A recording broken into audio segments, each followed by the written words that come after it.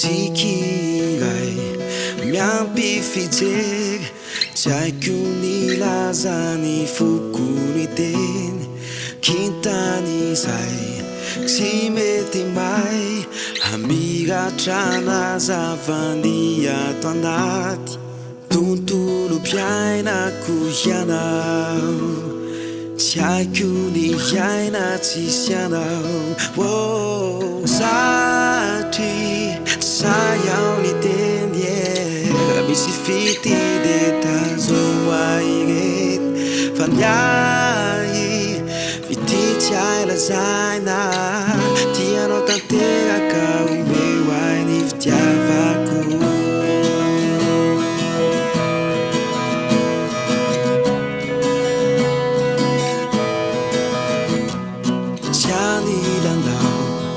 Ratrany fo Aizina kitroka tsy ho tantiko Ny rokos De fifaliny Ho fihiniko mafifizay lay fity Tontolo mpiainako ianao Tiaiko ny aina tsisy anao Satria sayao ny teny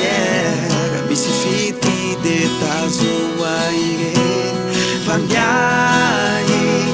vititsy ay lazaina Tianao tanteraka omeo ay ny fitiavako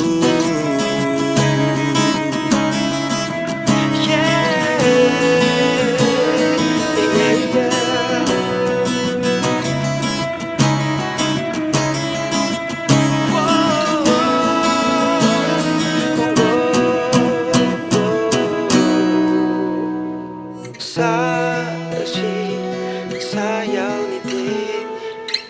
Misy fitide tazoa ireto Fa miay vititsy ay lazaina Tianao tanteraka